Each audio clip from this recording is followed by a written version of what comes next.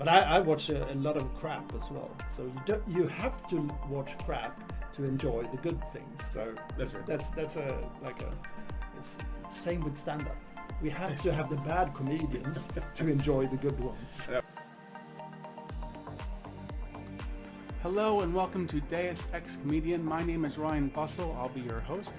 I am an American living in Sweden since 2006 and a comic since 2011. On this podcast, I'll be talking to comics who have retired, or they're taking a long break, or they simply quit the grind and they're happy to perform just a handful of times per year. So what made them slow down or even stop performing altogether? Is there anything about the grind that they miss? Most importantly, without approval from drunk strangers, how instead do they fill that dark hole inside where a soul should be? Let's find out. Hello. Well, so this week my guest is none other than Pontus Ströbaek. Hello. So it's good to see you.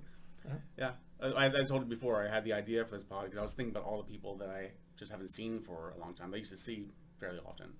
Mm-hmm. And it's been years since I saw you last. But the last time I saw you was in the middle of the longest period of unemployment I've ever had. Mm-hmm. And I took a short break to work temporary at Eleganten.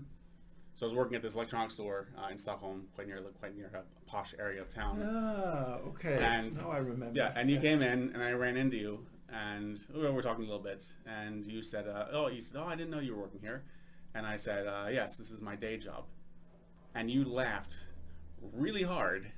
And that hurt so much. Oh, sorry.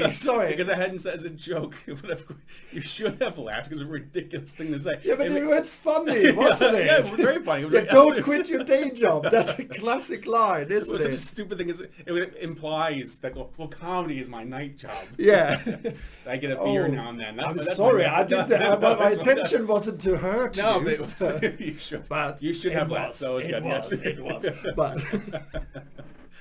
So that was last time I saw you there. Have you quit your day job now? Actually, I have been unemployed for the last year, but now next week I start a new job, which will be interesting because I've noticed. So over the last year, I live in Knivsta, and the only thing I've done is I go to the gym. So I'm just like home gym. I go shopping Willys. Mm-hmm. So home, that's all I do. So when I've come to Stockholm like maybe once every other month. Oh, okay. And whenever I've done anything beyond like going to the gym. Yeah. Just going into Stockholm and get a haircut. Yeah. I'm exhausted. Oh, okay. Like, I'm just so used to doing so little that I'm not used to like seeing other people and doing anything else. So it'll be interesting re-entering the workforce. Maybe you have like a stress syndrome or some kind of post-traumatic stress syndrome. Yeah, it could that be. Right, a bit, touch of depression and yeah. No, not that. that. Yeah. Why are you sad? Why? Have you a reason to be sad? No, not really, no. No? Okay, so why are you sad? I turned this podcast now. I turned it. They're going to psychoanalyze me? Yeah, this is my office. This is what I do in my office, so that's why. So, I think the whole thing with Corona and everything else is my motivation has just been like in the basement. So I've been actually very impressed when I see like there are a lot of comics who are still performing. I can argue whether they should or shouldn't, but they're still performing. God bless them for doing it. But even people who are like putting out content, like just podcasts, or maybe just for me to do this podcast at all, for me it was like a monumental effort. It's like I could do that, or I could just keep playing video games, or just keep watching. I've watched so many TV series. I've binged Sopranos. I watched The Wire. I've watched a couple. Again, I never saw. You never saw. I never saw The Wire. Oh, okay, So I'll see that. I saw Sopranos, most of it. I thought I'll see that again. I watched Mad Men was another one I had never seen. So I thought, okay, I'll watch that. I've seen The Wire like 3 times. Really? From the beginning to the end. Yeah. I like it. The last season was awful. I didn't awful. I loved it. Creating a serial killer. Yeah, but the thing that the 5th season was like combining all the series into one big, crescendo. Didn't you feel that? No, not at all. For me, it was jumping the shark. Wow. Okay. It's interesting. That's probably racist, maybe. Yeah. You don't like people, so that's why. I loved it. It's the best series ever done. The Wire, like script-wise and everything. And the thing is, I watched the premiere when it first came out. I watched the premiere, and it just got lost because he was McNulty. Yeah. Was meeting like the sergeant or whatever, and he was just like sitting here like this and just like fuck you like 18 times in a row, and I was just like, I'm out, and I just never gave him a chance. But then I kept hearing, oh my God, The Wire is the best ever. So I thought, okay, well, I'm doing nothing else, I might as well watch it. And I got past that, and I enjoyed the series. Yeah, I mean, it's take like 3 or 4 episodes before you get into The Wire, I think. It's because then you are really into it, and everybody's just, you're walking in that, when you're going out from your apartment, it's like, okay, I'm in The Wire. It's like, it's kind of weird. Yeah. I love that series. I really love it. It was like a Breaking Bad. I watched that. I think that was... Really? Yeah. Okay, now it's my turn to be offended. Because I love that series. My wife, Ava, she, it's like Godfather. She does not like a story structure where someone starts off here and ends here. She wants to see the opposite. Yeah. So she's just not into crime shows at all. Mm-hmm. She watched... chick licks. Yeah. She watched Better Call Saul for a while. Oh, okay. But even then she kind of checked out. But I've been trying to get her like, you gotta see Breaking Bad, And I watched a review recently with some guy who actually just watched it recently. And he wasn't sure if he was going to like it or not. And by the end he loved the series.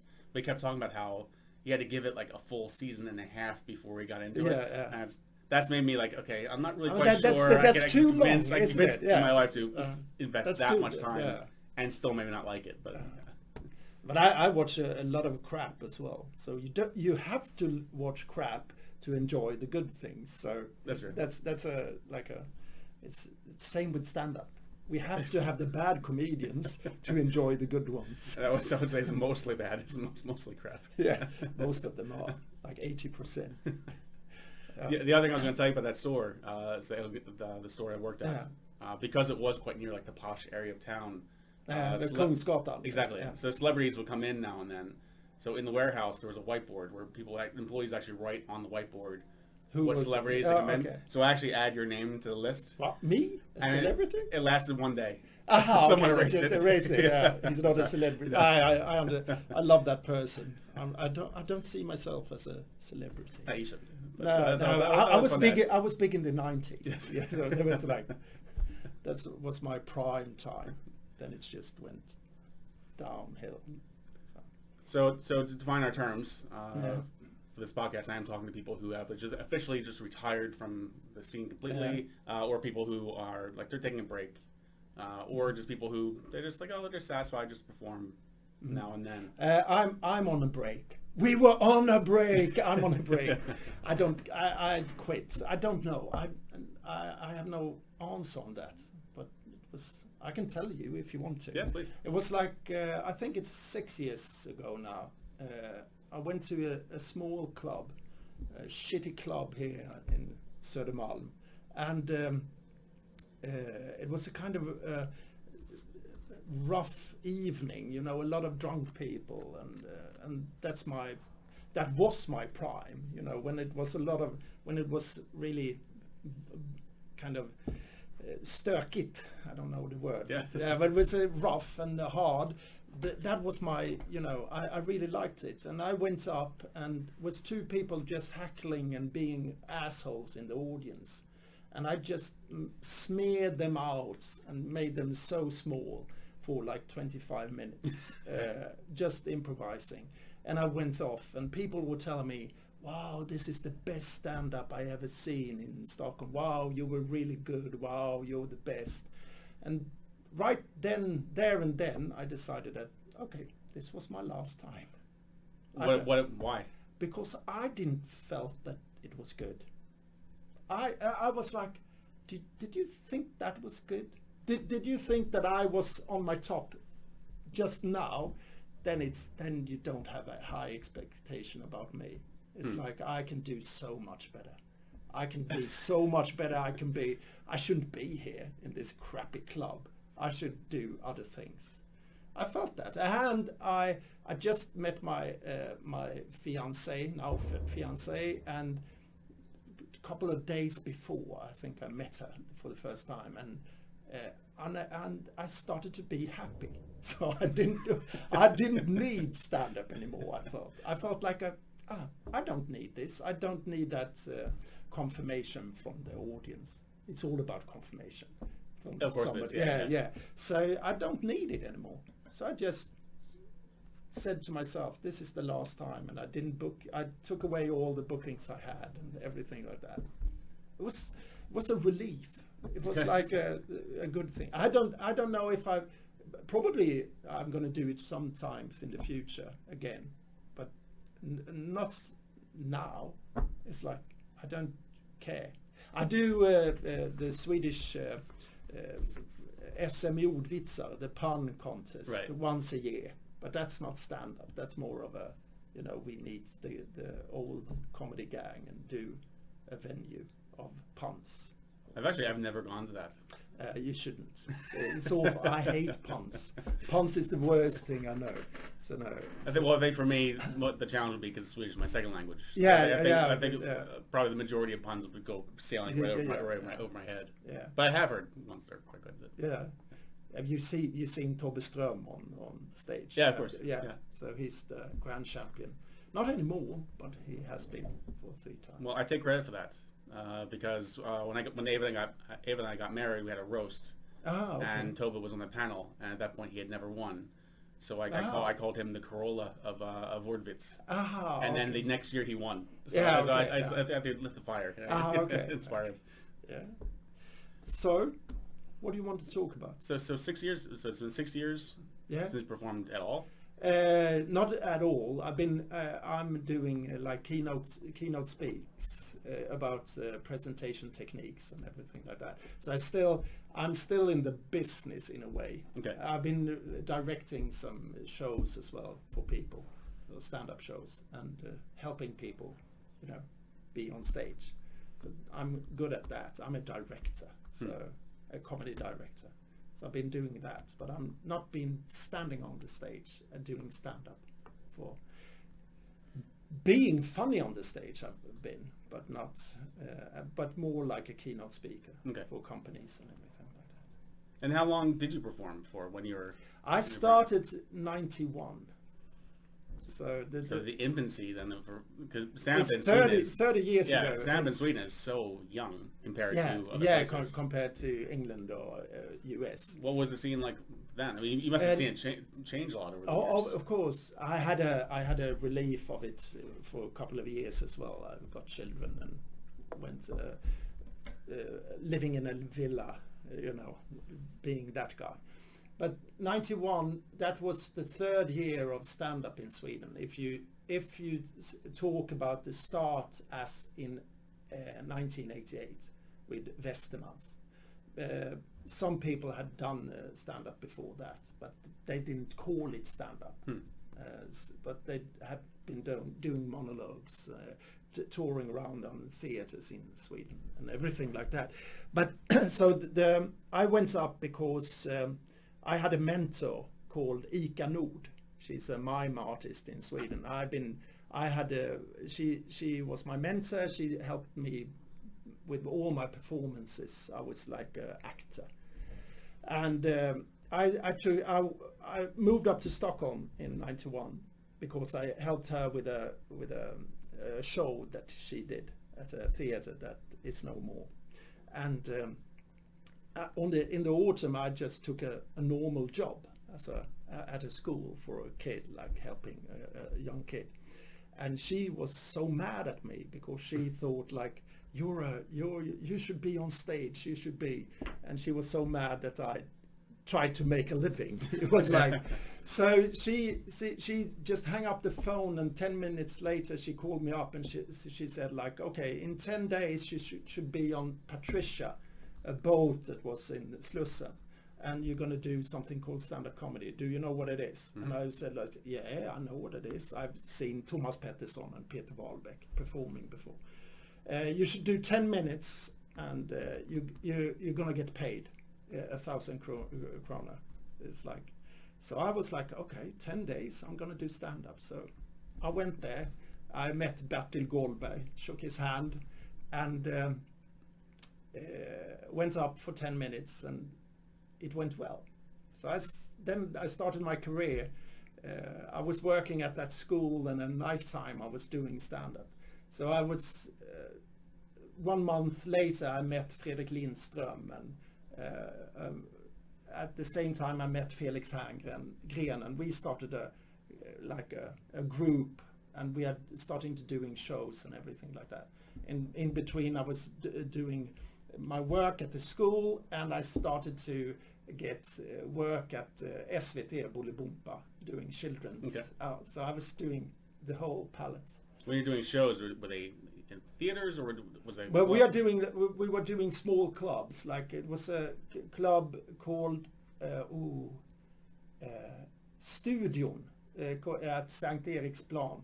A small. It was like the old jugglers in London. It was like small coffee, small tables with people sitting in a, kind of a sluttande down to. Okay. So we have these like small cocktail tables, like a Las Vegas kind of venue, but really, really small. It's like, I think when you filled it with the tables, it was like not more than 150 people. It was really small.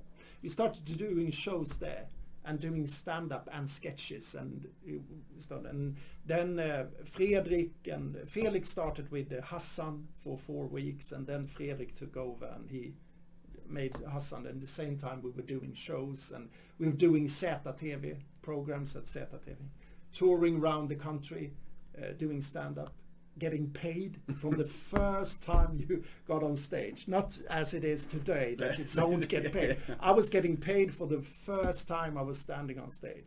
The second gig I had, I got 5,000 in my hand.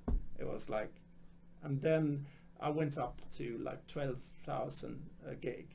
It's like, just like that. Must have been nice.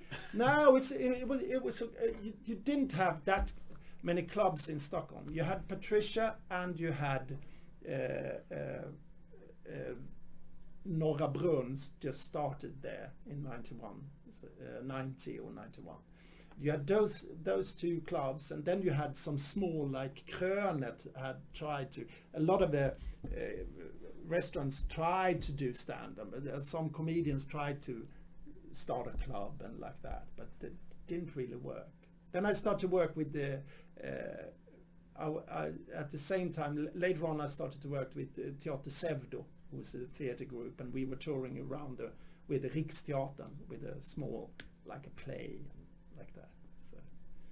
So in the same time, I was doing stand-up. I was doing stand-up till 97, so I had 6 years, and then I just stopped because I had a company gig in Örebro, 210 men, just so drunk that they couldn't walk, any one of them.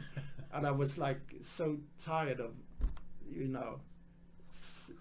standing on a stage shouting my funny bits, so I just stopped then and there because I had too much to do, and I had my first son was born a year before, and I didn't want to go to Örkelljunga and do like 40 minutes of stand-up and then go to a hotel and watch porn and be sad because my family was at home. So I just stopped with stand-up. I didn't like that kind of work. Yeah, I don't think anyone would ever have a happy career doing corporate gigs. No. In Sweden, maybe it's like this. I had never done a corporate gig outside Sweden. Well, actually, I've done it in Norway, but otherwise, not outside Scandinavia. But it always seems like it's one or the other. Either you have a sober room full of people where the one person that arranged the night is the one person that actually likes stand-up, and the rest are just there.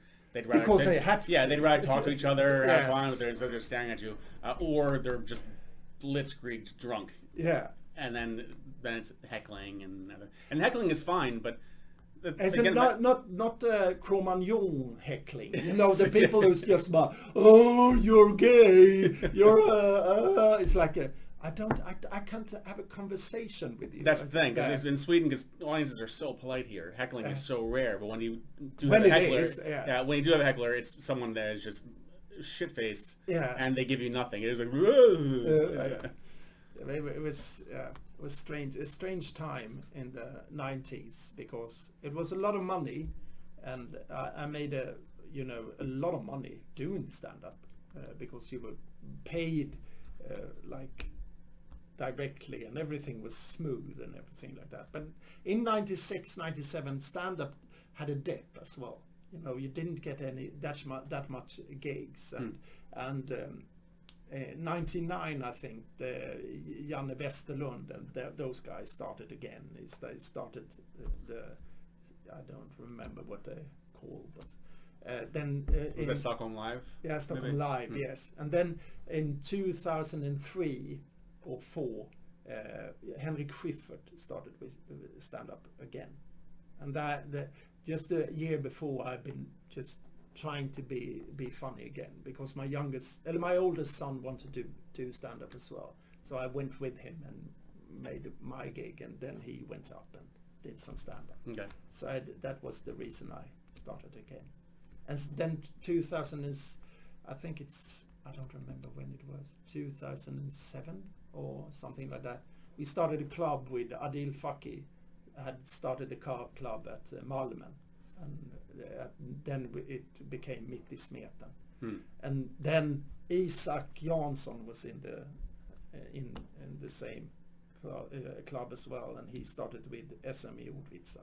That's where we started that 12 years ago. Okay.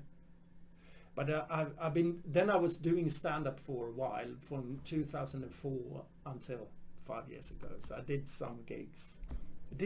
I didn't fancy the scene then, because it had became so like nepotism. You know, the people were holding each other's back. You didn't get time on the stage because you were funny. You got time on the stage because you had a podcast that the person who had the club wanted to be in.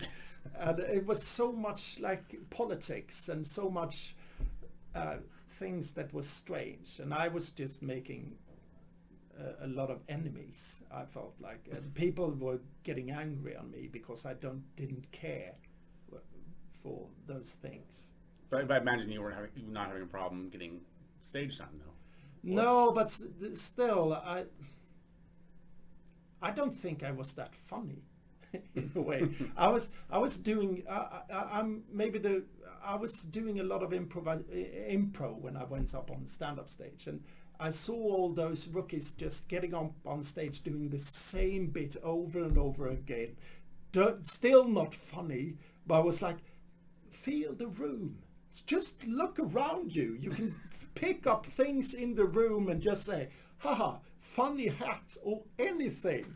They were standing there scared like a little rabbit in the lights, just standing there and just talking their bits. It was so sad to see that, because I'm from the school from the 90s and 80s, the English school where the Malcolm Hardy, the strange guy doing strange things on stage. I loved the English scene with stand-up, and I think Sweden was so narrow in its way of looking at stand-up. I think Scenskolan, the Swedish art of performing art, the school of performing art in Sweden, they had a 1 year of comedy, and they had lectures from different funny people, and one of the lectures were Babben, and Babben wrote for the pupils there a list that this is stand-up comedy. And I was like, I did a tweet that she don't know anything about comedy. That's the main thing, because the 20th Dead Poets Society moment. Rip the first page out of the book of poetry. Yeah. But it was like stand-up is being done with one person on stage talking to an audience. Haven't you heard about double acts? Haven't you? You should don't be a character. What? You can be a character. It's like she was like lecturing wrong, and I was so angry on that. I was so angry that the stand-up scene was so fixed on one thing. It wasn't, you couldn't go. I went up to El Mundo, was a wonderful, venue, and I went up there a lot of time, don't knowing what I was gonna do that night. So, and I loved it. Maybe the audience didn't love it, but I didn't care. I didn't really care. And for me, I've never had the balls just to go up with nothing. But I think for me, like, I was going to ask this too, because I ask everyone this. There is that kind of cliche, the comic who says, I had my first time on stage, and I got my first laugh, and that was like heroin to me, and I had to keep coming back for the laugh. And I'm curious if you felt that, because like for myself personally, I never had that feeling. I never had the feeling of like, ooh, I've got to. They never laughed. They never laughed at me. I've been doing 10 years now. It's going to happen. And you quit your day job. It's going to happen eventually. Yeah. But still, like the whole, like entertaining the crowd. In the very beginning, I thought that didn't matter to me at all, and then I bombed for the first time, and then I realized, okay, that actually does mean something to me. But on the list of things I want to accomplish on stage, like actually entertain the crowd so they have a good time, is not like number one. I don't think it's like maybe not in the top 5. Like I've got something I want to say. I want them to like react and hopefully think of me later. That's my drive for the stage. But I always hate when anyone says like one line, like people talk about one-liners, one-liner comedy, and there'll be people say, "Oh, that's not stand-up," or characters, or playing guitar, or doing magic. Oh, that's not stand-up. And for me, like, no, you're missing the point. Like, stand-up is this massive umbrella. It really is anything. It can be. Yeah. It doesn't mean it's any good. No. But it's still stand-up. Look at the stage in the 70s from in Britain.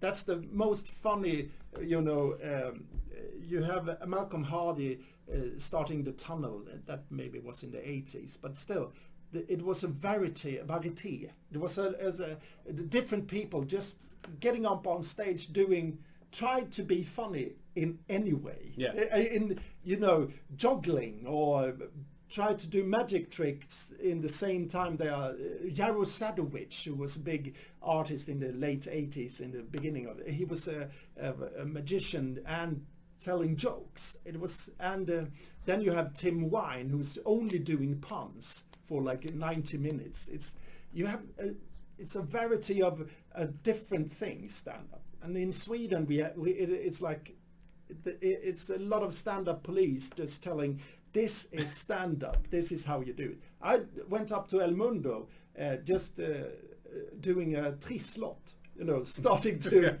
scrape a tris. And I didn't win on the first lottery, but then I just said that a rookie couldn't do this. I can do this. And then I put up another trisslott and start scraping that and telling the audience what number went up. And I won on that. I couldn't expect anything, and people were just didn't know how to react, and it was just weird and just strange and something different. And comedy is always about surprises. You have to surprise people, and one way of surprises is to do something different, actually. Yeah, for sure. I remember because I started in stand-up through Bungie. That's how I got my start. Yeah. And I remember the first night when I was on, and the judges were going to tabulate the scores for the competition, which I didn't care at all about. But but they were tabulating their scores, and Ola Orell went up to entertain the crowd. In the meantime, and I had never seen him before, and he went on stage carrying a guitar. And because I do believe stand-up is huge, but I am very snobbish about comedy also. If I see someone go on stage I've never seen before, my expectations are at 0. If I see someone go on stage carrying a guitar, my expectations are like -10. Yeah. Okay. So I saw him go up. I was like, oh boy, here we go. And then he was like trying to put the guitar strap on. He was like fumbling, like it seemed like he was very nervous. He was fumbling it on, and the whole audience was just also like, oh boy, what is this going to be?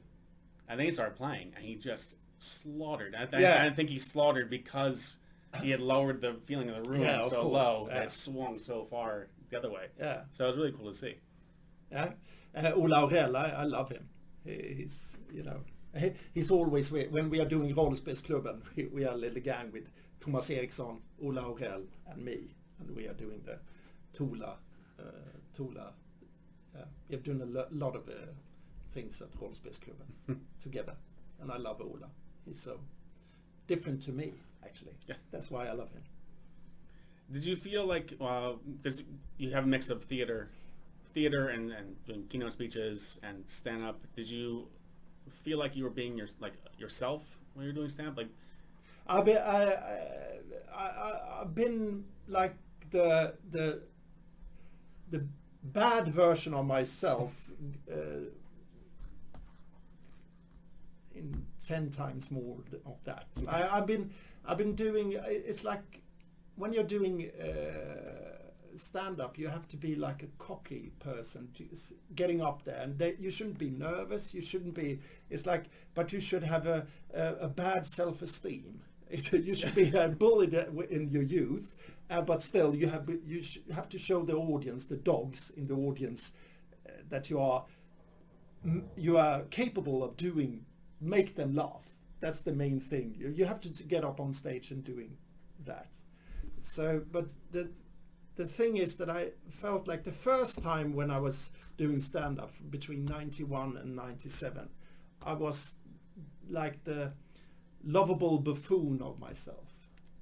And the second time, 2004, and now forward, when I stopped doing it, I was like the street smart version of myself. I was a lot of, shouting at the audience and being angry at the audience in a way. I think that people were afraid of me. Other comedians was afraid of me. Because I had the self-confidence and the self-esteem to just, I didn't care what people thought about me. But do you enjoy that feeling though of people being afraid of you? No, I don't care. I don't understand that feeling from other people. I don't understand why they are afraid of me, in a way, because they know that I don't. I can kill them with words, and I don't like that feeling. And they don't know where they have me. They don't know what they expect from me. So that's the thing. But I'm kind of a nice person, actually. But people don't. They don't think that about me, I think. Well, you said you left because, like, as you said, you felt like you weren't at your best, and yet others thought you were the best. I was turning happy. I think that's the main. That's the short and funny answer to that question. But I felt like I was doing that, and I was on a turning point of, I can do the same thing over and over again. Now I have to have a break.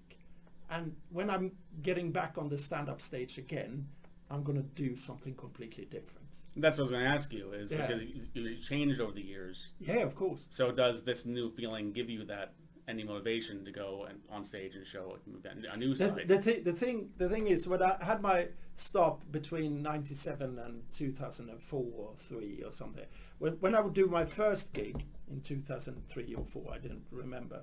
It was at Boulevard. I think it was a bunker comedy. I was the interval or anything like that. I don't remember. But Magnus Bettner was in the audience, and he wrote a blog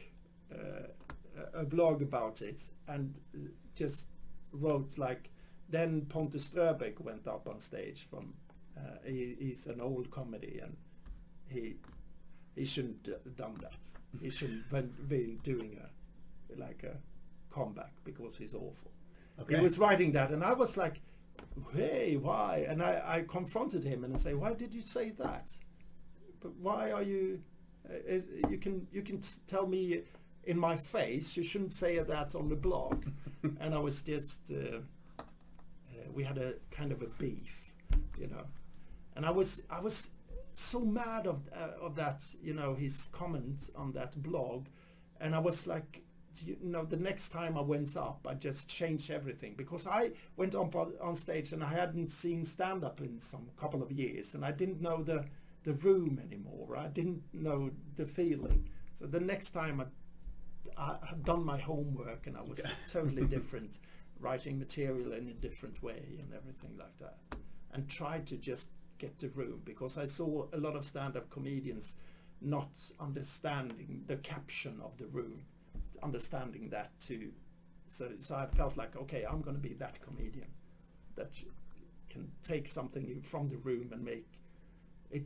Don't have to be hilarious. It can be a little bit funny, and people gonna think it's hilarious because the feeling is that I get up with it right now. Yeah, it's like in the moment. Instant. Yeah. So, and it's just from the bank of things that is funny from my head. So I can just, my 4 apes, the chimpanzees in my head is working like hell to find the funny things in the room. Sometimes it works and sometimes it don't. I wish more people had that mentality. That's one thing. I host shows very often. Yeah. I host far more than I do sets. Yeah, okay. And I really don't do crowd work because I don't enjoy it because the vast majority of crowd work I see in Sweden is the host saying, "Hey, what's your name? What do you do? Yeah. Oh, you're a carpenter? I'll have a joke for that." They always say that I'm a salesman because it's always salesman. Yeah, so it's like IT, unemployed, or I'm a student. It's the same thing. It's like same thing all over again. And that drives me crazy also because it's so common to get one of those 3 answers. The host has nothing prepared. Oh, you work in IT? Oh. You've heard this response so many times. Yeah. But I feel like I sometimes feel like a bad conscience. Like I feel like as a host, I probably should talk to the crowd more because that will help the comics because then the comics can hear more of the audience. But the comics don't pay attention anyway. I've been to so many shows where 5 comics ask the same guy. Hey, what's your name? What do you do? Did you pay attention at all? They don't listen to each other. That's the main thing. You have to listen to the comedian that's before you. You don't have to listen to them that's after you because that doesn't matter. But you have to look at the room and see what's happening in the room because then you know the room. You know where the angry guy is. You know where the annoying girl is. You know where you have to know the room. You have to have the caption to understand the room. Then you can be funny. Yeah, it was one of the very few gigs I did last year.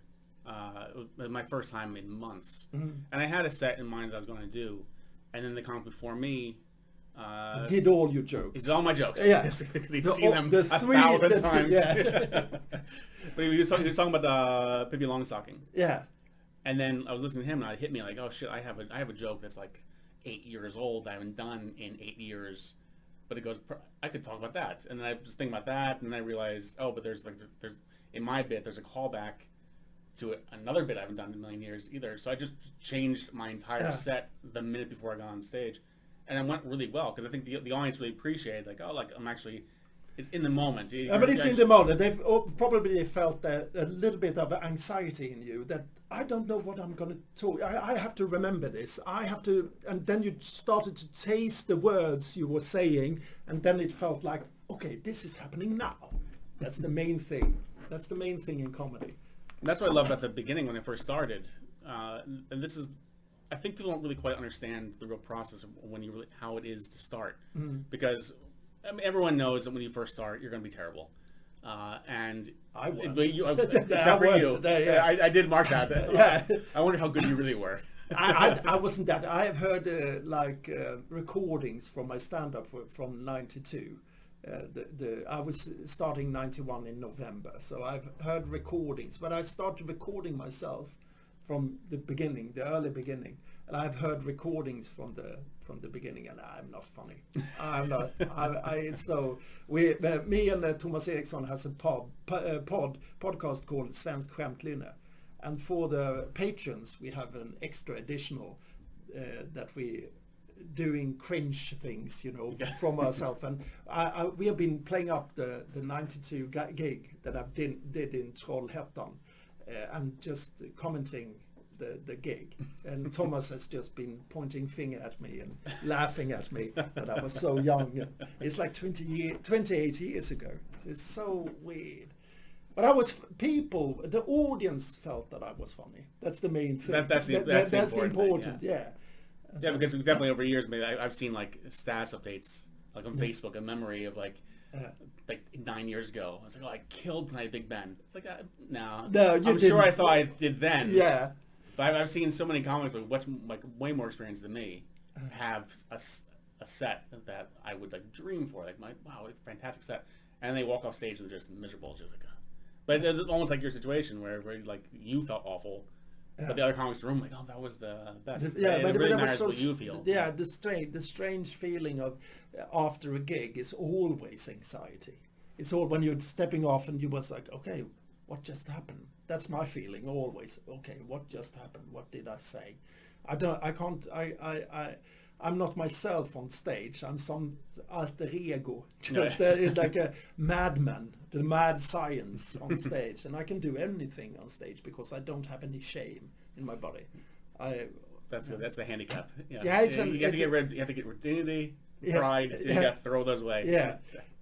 I have some guilt still, so I'm not a sociopath. So it's what I was going to say before is when you get past that initial period of just being terrible and club owners saying no to you more than they say yes, when they start to say yes more often and you're finally getting those 5-6 minutes on stage and you can work on that until you finally get like this like perfect 5-minute set, but then you have new ideas you want to do, but you still only get 5 minutes for it could be literally years before you get to have more than 7 minutes on stage. So you have to you have like these perfect jokes, like you've worked on this material, you made it perfect, but you have to put it on a shelf. You have to get rid of it to make room for a new idea. Yeah. But the nice thing is, like, you get this back catalog in your head of stuff you can dig out. Yeah. But it just drives me crazy because one thing I decided in January of 2020, so before COVID, I had already decided, okay, I need to take a step back and just slow down performing. It wasn't even performing that much at the time anyway, but I just had kind of step back. And then when COVID hit, I was like sort of like just kind of coming back to the club scene, and then COVID hit, so all the clubs shut down except for one. And I could see there were comics who were performing, and they were there like 3 nights a week, all the time. And I knew I was like, okay, if I don't see these people, if I'm away for 6 months, when I come back, I'm going to see these comics who've been performing 3 nights a week, and they're going to have nothing I haven't heard before. And that is exactly what happened. And that again, all power to them. If they enjoy doing that, then great. But it doesn't work for me personally. I don't understand that. I don't understand just doing the same thing, the same reaction over and over. No, it's no progress in that, I think. It's no progress doing the same thing over and over. Of course, if you're doing a big show in a big venue like Globen, of course you have to do like a set. You can't go up and just improvise for 1 hour. That's going to be hard because it's to the distance and it's a hard room to work. But it's so sad. Swedish comedy is so sad. But at the same time though, because I am very snobbish, I do feel that way. But at the same time I feel like I shouldn't. Because one thing I hear quite often when people say why they stop performing, they'll say it was a hobby, and then I realized I had like no new ideas, so I stopped. Or it was a hobby, but then I did Raw or I did Nora Brun, and I knew I'm never going to get better than this, so then I stopped. And that's what fascinates me, because I've never heard someone say, well, I started bird watching as a hobby, but then one day I saw a peacock at Wisconsin, and realized I'm never going to see a bird better than that, so I just stopped. Like, can't you still enjoy the hobby? Like, if you enjoy making an entertaining crowd. Yeah, but the thing is, the long answer why I stopped doing comedy was that the confirmation, I got the confirmation from another stage, like a keynote speaker. So when I was doing, I was going around in the country with a guy who's sitting in a wheelchair. He's broken the fifth, I don't know what to call it. The spine. The fifth, and so he's paralyzed from the breast and down. And we were talking about how you cope with suddenly hard change, because he was diving from into the water from a bridge and just hit a rock. And the confirmation from that, telling people in a way some jokes and some things that makes their lives better, make them get up from the anxiety bed in the morning, make them get tools to work their day. The confirmation from that was so much bigger than the stand-up, and the stand-up was like, good gig from the other comedians, and that confirmation were for me, and compared for the the 35-year-old woman who was home alone with 2 children and just crying her eyes out, and I made a tool for her to cope with her every day. And the confirmation from her was so much bigger than the confirmation from the shitty gig in Södermalm. So that's actually the biggest reason that I quit stand-up, because I got confirmation from somewhere else. Do you feel like you'll always need confirmation in some form? In some form, I need confirmation.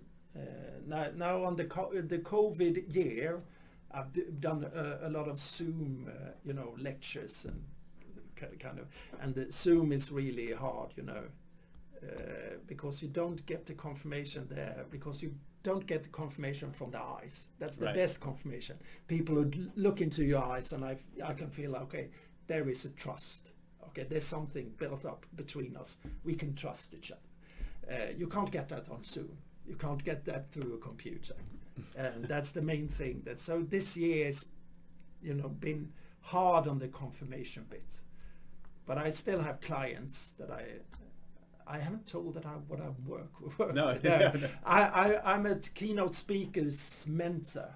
So I'm a presentation technique mentor for keynote speakers and CEOs for big companies. So I teach people how to stand on a stage and be more manipulative, the audience and everything like that.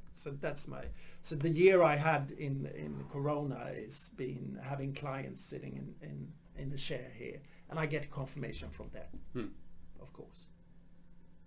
So the stage confirmation is hard on everyone due COVID, but still, it's going to be like a orgy when everything is over. People are going to get drunk as hell and then just have an orgy of performance. It's going to be hard on a lot of people, I think. What's your opinion of the comics who are still performing? They continue to perform. I don't live. care. No. I don't care, but I of course they're a little bit stupid because they gather people, and we shouldn't do that because it's going to be over much faster if they don't. But I don't care. I can't. You can't learn stupid people things. So it's like that. It's funny for me because I actually went to the U.S. last summer. Yeah. I was in New Jersey to visit family, and just the difference in attitude towards Corona, wearing masks and actually being safe. Yeah. In the U.S. was so high, and Sweden is liberal. Very liberal, I could say at least.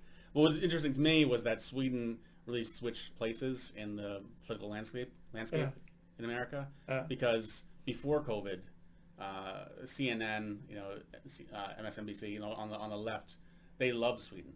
Sweden's so liberal, it's socialist. On the right, Fox News, socialism is communism, it's the same thing.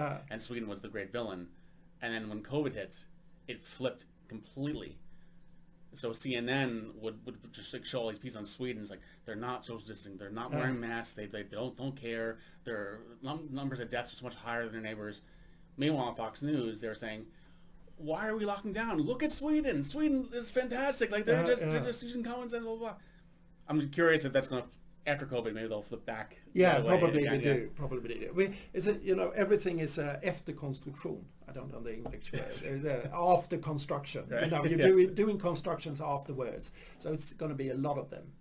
People are going to say, if we did this, it would be like this and everything like that. Yeah. We don't know anything. We don't know shit. So, yeah, we'll know later on. Yeah, probably. Or we know a truth that we're going to confirm as a truth, but still, it's going to be weird. My father's actually been working my father retired years ago. He kind of works part-time doing this and that, and he has been working as a custodian in a high school in the United States. Yeah. One of his jobs is actually disinfecting school buses after they're used, spraying down lunchrooms after they're used. And now, a few days ago, the CDC in America, they just called an end to what they call hygiene theater. They say it is next to impossible to get corona from services. So all the hand sanitizing and spraying down services has been completely useless, but it makes people feel better. But they say you just stop doing it. But I mentioned my father; he didn't really quite respond. No, because that's his truth. It's like way of seeing the world. You can't just poke that and Yeah. make it disappear for people. So Yeah, I've talked about this pod before, but it's really interesting to see on Facebook especially, just to see who takes what positions one way or the other. Like some people are so terrified, and there's people who just don't care at all, and yet they're still equally passionate by posting their opinions. Yeah, on I've seen that in comedians as well, because there's two different people there. It's the the conspiracy comedian, and then the comedian that's quiet, and then there's the comedian that's okay, listen to the government, listen to what everybody says. But it's funny that people still believe that they're having the truth. Yeah, well, we won't know for sure. No. I mean, who knows? Maybe the hand sanitizing does work. So I've done it. Maybe, hopefully the masks do work. So I'll wear a mask when I'm in Stockholm. Yeah, of course. But I do as well. So and I try to have a distance to people. It's like, and I haven't had it. So have you been sick? No, not either. No. I've been told that I'm not cool because I didn't get it yet. Yeah, okay. But I start working next week, so fingers crossed. The thing is that I believe that I have that gene. That's and I have the blood group that's a little bit better, and I have asthma, and asthmatic people have 30% less chance to getting COVID. Really? Because of all the inhalators and everything we do. Lucky. Yeah, probably. I'm going to get it just like one day before I'm going to get my shot. So it's going to be the law of yeah, I'm not, like, for me, like I'm not really worried about getting it myself, but I don't want to spread it to someone else. That's my biggest thing. Again, my father, my stepmother got it, and she was pretty rough shape for a while, like really coughing a lot and fever, and didn't really feel well. Since she had it, my father got tested and found that he had it, but he never had the slightest symptom or anything. That is the best way to get it. It's like, get it, but don't. But you don't know. That's the thing. My son's girlfriend got it, and he didn't. But they live like in 70 square meters, like a small apartment, and that's so strange. And that's why I think that we have that gene, that Cro-Magnon gene. My father is Danish and my mother is Finnish, and people are getting. I'm from all over the world. Like, I'm not Swedish actually. Yeah. Anything else? You had one thing that I would talk about. One thing that you said. Yeah, because end each episode with a war story exchange, because that's the chief thing I miss about comedy clubs. I do miss the hang. I miss just telling the war stories. So yeah, I asked you. I had something I want to tell you. I was going to ask you, had a story in mind. Yeah. If you want to go first, or I can go first. You can go first. Okay. Yeah. So the one I want to tell you, I believe you were at Big Ben. So when I signed up with Bungie, I had never been to any stand-up in Sweden at all. I signed up with Bungie, and then I heard about Big Ben. So I went to Big Ben before I did Bungie, just to watch the show and see what's going on. I'm pretty sure you were there that night. If it wasn't that night, it was very early on. But in any case, part of your act that night was I got to see you completely naked. No, not completely. Except for Barbie clothes on my weenie. On your weenie. Yeah. So that was very. So a few years later, you if you were nice, you would say that inspired me, or you can say I stole the idea. Oh, okay. One thing, the big handicap for me is on stage is I cannot do accents. Okay. Or I can the best I can do is I can do like a D- level Boston accent because I lived there for years. I can do Mamma Mia. That's about it. I can't do dialects. I'm always jealous of comics who can. And probably when you're doing a dialect, we can't hear the difference as a Swede. Exactly. Yeah. But I was talking to Pontus, who is I think he's amazing when he does characters. And I told him that I said I wish I could do the different accents and things.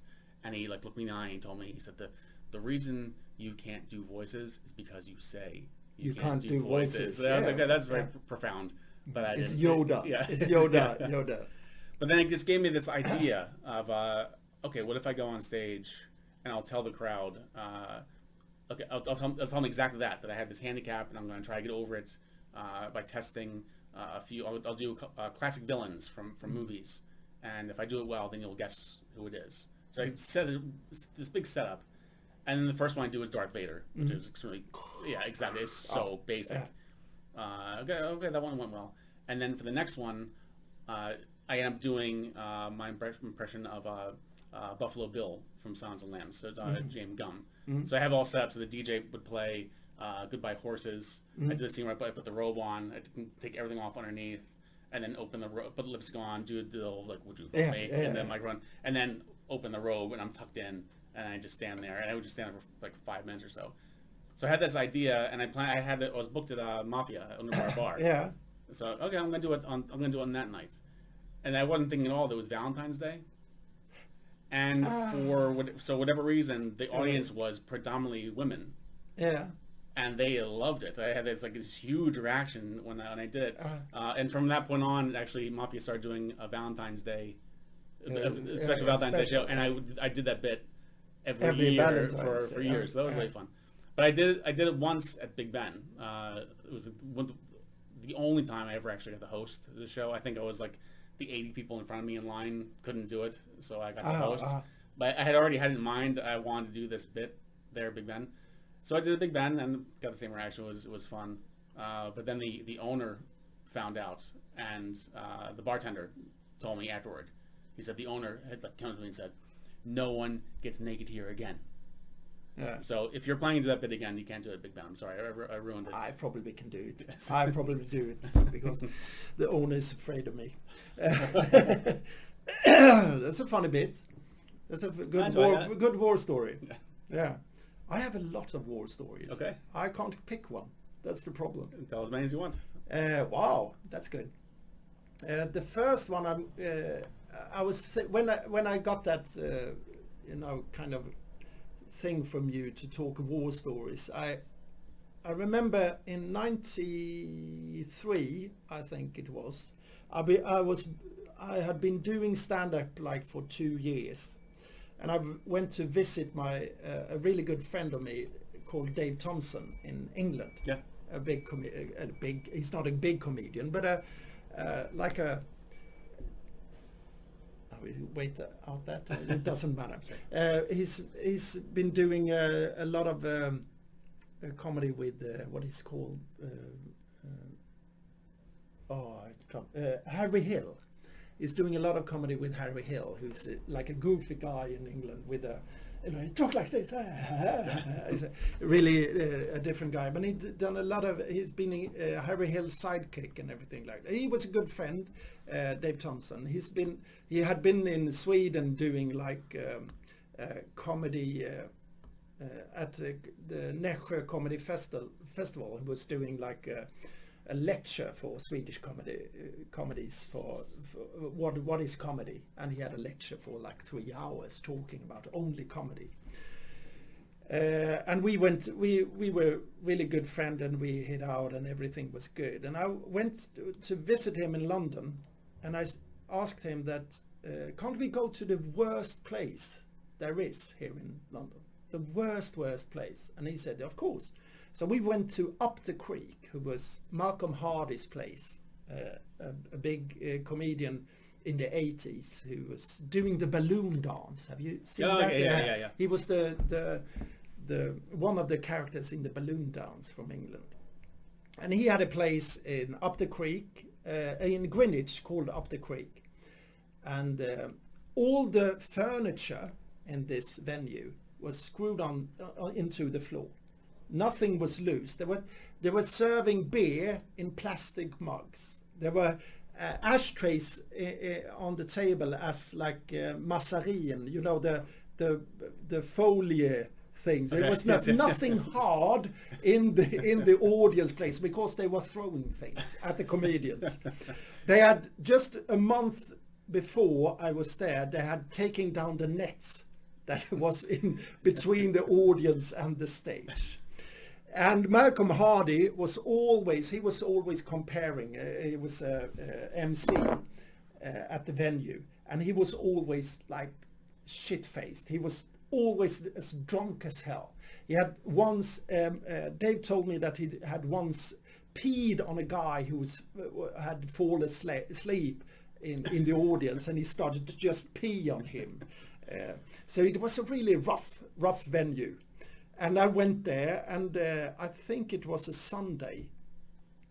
And after a while, I went looking at comedies, and the audience was nice, but they weren't that horrible, I thought. There was a really good hecklers, and you can only find them in England.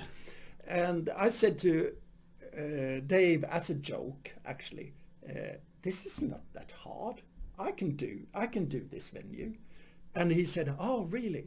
And he went away, and then he came up to me and he said, like, okay, for the next comedy act, Malcolm Hardy gonna introduce you as the Swede. So just go up on stage and do like 7 minutes. And I was like, no? Okay, wow. And Malcolm Hardy introduces me as the Swede.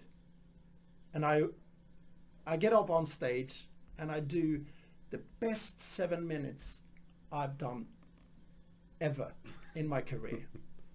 It was lovely. I loved it. All the girls in the room wanted to fuck me. All the guys in the room wanted to fuck me. Everyone wanted just to be with the Swede, you know. And afterwards, when Malcolm Hardy introduced the next guy, and he took me aside and he said, come into my office. And he sat me down in a really strange office he had backstage. And he said, okay, in February, this was in August and September, in February I have a slot on Saturday and Sunday. It's going to be 20 minutes and you're going to get here and you're going to get paid. So he booked me a gig just right and then, nice. Just afterwards. And I was like, okay, I was in heaven and everything like that.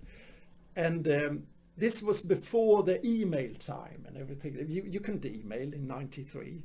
Some people had it, but it was still so I got a call in November from Malcolm Hardy on the telephone, just confirming the date, you know. And I went there, and the first evening I'm going to do 20 minutes in another language. It's a different thing to just do 5-7 minutes, just translating things in your head. But I've been planning that 20 minutes for a long time. And I went up, Malcolm Hardy told like, okay, this is a good friend of mine and blah blah blah. He talked of me like that, but we weren't friends. We were acquaintance. But I went up and I started my material that I just translated my Swedish material and my bits, and suddenly beside me stood a woman, angry as hell. She was so furious, and she had just started from nowhere just shouting at me to get off the stage, my wanking wanker. And it was like, what just happened? And I went off stage. Malcolm Hardy threw out the lady and he apologized and everything like that. And the next comedian went up. And I was like, what just happened?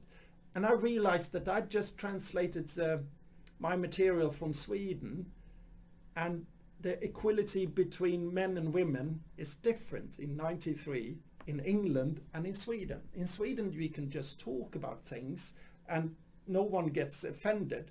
Not nowadays, but in 93 we can just talk on anything and people weren't offended. And there was like a high ceiling in every joke. And I just translated the jokes and she was offended. I couldn't realize that, but I realized it when I got off stage and started to think a little bit. Okay, this is maybe offensive.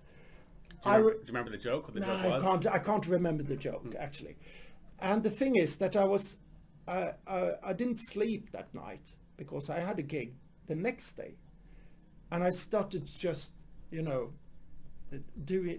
writing new material. I was just doing. I was like furious. I was like sad. I was every feeling that you can have that night.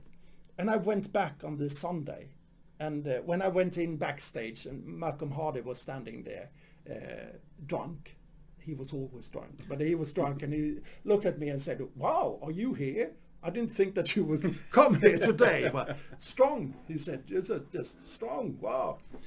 And he introduced me, and I went up on stage, and I did my second best gig I ever done in my life.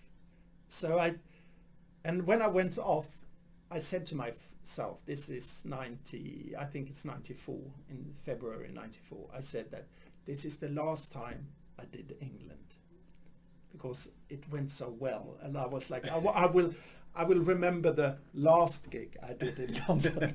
I don't want to remember that shitty gig that I did when I got the girl really, angry. And Malcolm Hardy, he was really nice to me afterwards, and I got like £200 more for in payment in my hand. That's a lot of money then, but in England it was a lot of money for the gig. And he was really, he wanted to book me again, and I explained that this was the last time I was doing. And 1 year later or 2 years later, a lot of Swedish comedians went over and started to do gigs. But I was the first one to go over and do. 2005, Malcolm Hardy drowned in a boat, and he died. And of course he died. He drowned. And the year after, I got a strange call from England from some people who was doing a documentary about Malcolm Hardy, and they wanted to interview me because Malcolm Hardy had always talked really good about me. I didn't know that. I just went home to Sweden and lived my life and didn't understand anything about. But Malcolm Hardy was like, I was one of his war stories. Okay. Actually, so they wanted to do an interview with me. I never did that interview. I don't know if there is a documentary or anything like that. Why didn't you do it? Because I couldn't go to England, and they couldn't go to Sweden. They were just asking me if I was going to England, and maybe they had no budget and everything like that. So, but that's one of my war stories that makes me kind of sad that I didn't do England more after I was so scared of doing comedy in another language, because that's really hard, actually. Well, maybe when you come back. I'm never going to do England. I said to myself, I'm never going to do England. So, but it's a war story in a war story. So I became a war story. The funny thing as well, like a side war story to this story as well, is that Ben Kersley in Linköping, it's a story about Malcolm Hardy in the 80s having a club called The Tunnel. And the Tunnel was a venue that people got up on. It was like a talent scout venue, and people doing crazy stuff. And one time it was a Swedish guy getting up on stage and tap dancing. The thing was that on stage they had a carpet. So it was just a guy standing, moving his leg, and the audience couldn't hear what he was doing. And he did that for 5 minutes or something like that. And the thing is that people started to shout when they thought that it was a really lousy comedy act or an act. They started to shout at the tunnel, "Bring back the Swede." That was the thing that they shouted at up the creek as well. "Bring back the Swede," when they thought that somebody was lousy. The thing is, the first time when I was doing Up the Creek, the people in the audience started to shout, "Bring back the Swede," the second I got off the stage. And Malcolm Hardy explained that to me when I was there the second time, that I had turned around that, that chanting, that the audience, that "Bring back the Swede" had became a good thing, but from being a bad thing. Ben is, he's convinced that I'm the Swede doing the tap dancing, but that's not the truth. I haven't found out who that was, but I think it's a musical artist from Sweden who did the tap dancing on the carpet. But I'm not that Swede. But it's still, I'm the Swede that they shouted, "Bring back the Swede," and making the chanting good again. So bring back the Swede. Here I am. It's a good story. Yeah, it's a strange story. Do you want another one? Sure, but before that, I was going to mention, it's funny you mentioned Dave Thompson, because I met him, this was years ago now, but I met him, I forget the context. It was something to do with clubs. But I met him here, and like we were hanging out at a bar after, and I watched him for an extended period of time without success. Hit on a woman. Yeah. But it was funny to me because Dave Thompson is Tinky Winky. Yeah, of course. And in the U.S., Tinky that was Winky the gay. huge. On the right, it's like, oh, Tinky Winky is gay. They're spreading gay propaganda. So I was able to announce on Facebook and say, you can relax. Tinky Winky is not gay. Not gay. Yeah, okay. And that was funny because I knew Dave when he was recording the Teletubbies as well, and he was like, he was so glad that he was getting a gig because he had not that much money. And the thing is that he only did the first 75 episodes. Then they switched the persons in the costumes. Right. Yeah. And he was the one, I think they switched 2 of them, and he was one of them. Probably he wanted more money or anything like that. Or he was too strange backstage. He's a strange character. I love him. I really love him. He's a good friend. Cool. Yeah. You have another story? Oh, I have a lot of stories. Sure. I'm still unemployed. I have nothing but time. I have I have one story. I mean, the thing is that stand-up is so funny, and one of my El Mundo gigs you can see on YouTube, because I always wanted to do something different when I got to El Mundo, something strange or something different. And there were some hardcore fans being there every week, 2 guys, one with the glasses and another one of his friends. And I knew that, and I asked the one guy a lot of questions about another guy, and I said, just be quiet of this.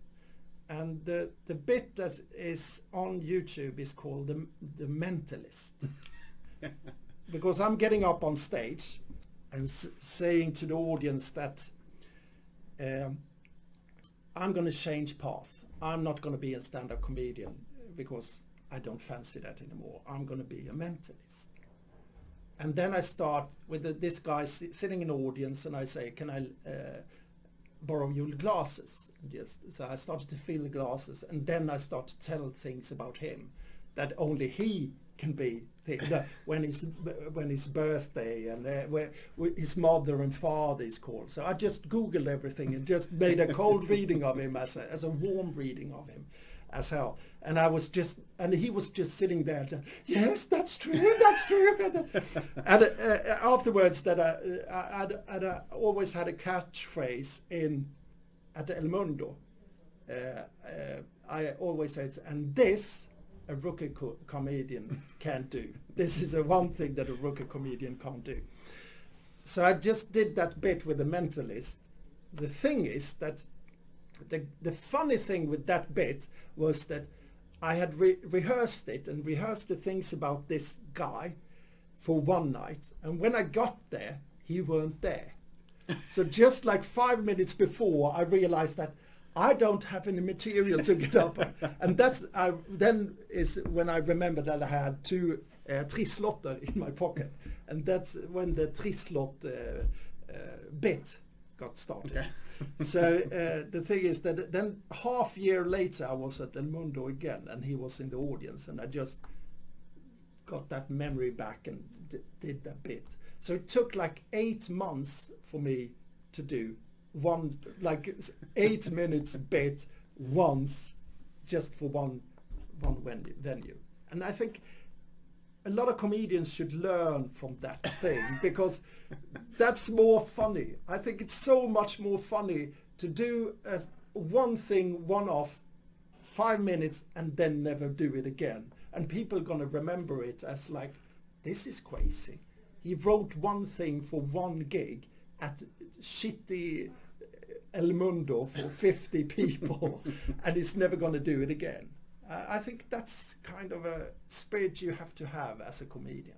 Did they ever find out that you had planned that in advance? Or yeah, they did. I told them. Oh, okay. I told on stage after. That was the main thing. It took 8 months to do this joke, and that is one thing that a rookie comedian would never do. Well, thank you very much. This was a lot of fun. Yeah, thank you for. Unless you have more stories you want to tell. I have a lot of stories. One that I usually talk about is when I was MC up in Gävle. I was an MC every week. In Gävle, I was an MC at Patricia. I was an MC at Segeltorp, So I did a lot of MCing, and that's, if you want to build material, it's a good thing to do. It's just writing things. But I was up in Gävle, and after the gig, I met a beautiful woman. I was in my youth. I was probably good looking, and I was a funny guy standing on stage, and she fancied me. And I went home with her, that night. This is Sweden. It can happen. So I went home with him, and I slept with her that night. And in the morning I woke up and she weren't there. I was just sitting there, and I was like, wow, she probably went to work, because this was on a Tuesday, it was Wednesday. And I was taking a shower and getting dressed. And when I was exiting the apartment, I realized that she had locked me in.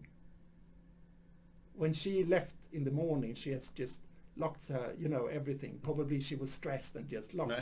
And I was inside an apartment, and I didn't know where I were in Gävle. So I started to just thinking, I have to get out, because I have to get a train to Stockholm, because I had a recording in the evening for a telly thing. And I started to be stressed, so I called the police. And talking to a wonderful lady at the police, and I said that, okay, I have to break out. So this is on the 3rd floor, and I have to go to the balcony and just jump down and do what you call stupränna. I don't know, I have to try to climb up. But if somebody calls to you and say it's a break-in there and there, then it's not a break-in, it's a break-out. It's a break-out. And she was like laughing, and she was saying, where are you? I don't know. I said, isn't there any mail or anything you can see? And so I started to look, and by the telephone it was a lot of mails,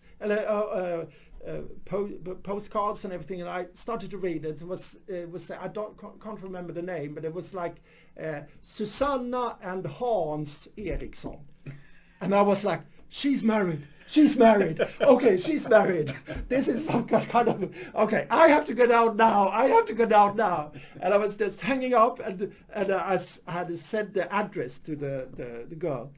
And when I was climbing down, I was on the 2nd floor. I saw in my, in the corner of my eye, that a police car just drove up. And 2 police officers went out from the car, and laughing their eyes out. They were laughing at it because I was climbing down. And I said, okay, guys, you have to help me, because my train is going to leave, and I have to go to the hotel and then go to the station. And they say, okay, we can. So they got me a lift to the hotel. I went up, and when I went down, checking out, it was a really good-looking girl in the hotel, and every week I was just flirting with her. The fucking police officer was telling her the story about me getting in, locked into a flat because I was just fucking a girl. And I said, don't tell her that, don't tell her. And then they got get me a lift to the train station. And at this time at Gävle, the police car were able to drive up to the platform for the train. And they drove up the platform. The police officer got me into the train and left me at my seat, and said to me, like, and don't do this ever again. we don't want you in this town. And they went off, and I was sitting there. A lot of people was just staring at me, and was like, what has he done that he was deported from the city of Gävle? So that was another war story from one of my comedy gigs. That's a good one. That was a good shag, but still. This became a Hassan telefonare. Do you know Hassan? Yeah. Yeah, it became a Hassan prank call with Fredrik Lindström after later. I wonder if I met her. The girl that because I had, because when I was in Gävle, this is years ago, I was performing in Gävle, and I have, because like I said, I don't do crowd work, but I have one bit. It's like fake crowd work. Where I started talking to a woman in the crowd, and I ask her if she has a boyfriend or not, and what she's like into, and then eventually ends up with me like asking her how she likes to have oral sex performed on her, and I'm like really singling her out. And at the end, I say, "Can I ask you a personal question?" It's like, if I'm asking a series of yes or no questions. Yeah. I know where to take it either way it goes. So it's a lot of fun to do. But it's one of those things, like I wonder, like, because I really like doing it when she's with the guy there at the show. Yeah. It's even more fun. But I always wonder, like, is there going to be a time that I'm going to get beat up over this? But I was in Gävle, and I saw a woman with a wireless mic, and it was a pretty big room. I saw a woman like long way away in the room, so I picked her. And was like talking to her, and by the end, I like actually left the stage and actually gone through the crowd, like really intimate with her, like really talking to her face to face. And as I could see, her guy was there, and he did not look happy. And I like turned to him and I just said, like, "Don't you know it's just a conversation? It's okay. We're just talking." And I could see that he relaxed, but I still like wanted. Cause he looked like a bit of a bruiser. Like, well, shit, like, wonder if this would be the time. But I did a bit, and it worked really well. I was really happy. And then after I was like somewhere in the middle of the lineup. So after I was done, I saw she was so happy that she had been chosen by the crowd that she became like her own show in the back of the room because she couldn't stop talking. She was like talking. She was so happy. She couldn't stop talking to everyone around her. Like really being a big disturbance. And I saw on her guy that he was not happy at all. Like he was like just getting angrier and angrier and angrier. And eventually he actually just left. He just left the bar completely. And then came back a little while later and was like purple by that point. Was so pissed. Angry, yeah. So I hit and like wondered like, okay, did I get her? Is she gonna be beat up over this? I have no idea how that ended, but it could have been the same woman maybe. It's not the same woman. This story is from '93. Okay. So it's like 27 years ago, and I don't think it's the same woman. Well, she was a bit older, blonde. No. Okay. No. Well, she could dye her hair. Yeah, probably. Yeah. Oh, I have a lot of stories, but I can be telling them, for hours. I have like 30 years in stand-up comedy. You get a lot of stories, and stories you don't remember as well. So yeah. But thanks for having me. Thank you for having me. Yeah. Anything you want to? It's one thing nice when talking to. Yeah, exactly. One thing talking to comics who don't really perform. You always end the podcast with the plugs. And most people don't really have anything they want to plug. But I can plug if you're a Swede. We have some English people listening to Svenskt Skämt Lynne as well.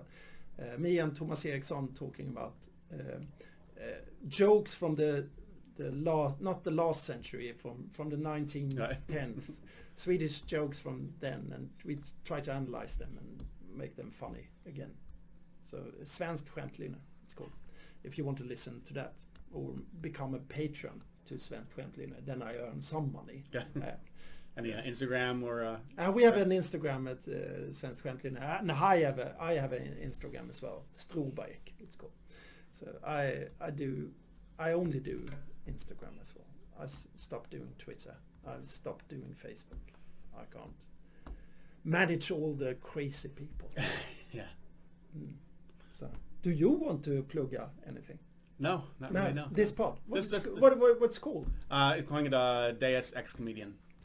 Ex-comedian. Yeah. Oh, fuck you. I'm not an ex-comedian. No, but it's just a play on the whole Deus Ex Machina. Okay. It actually means comedian of God. It's a very pretentious name, but it just made me giggle when I thought Deus Ex Comedian. Make you giggle. Yeah.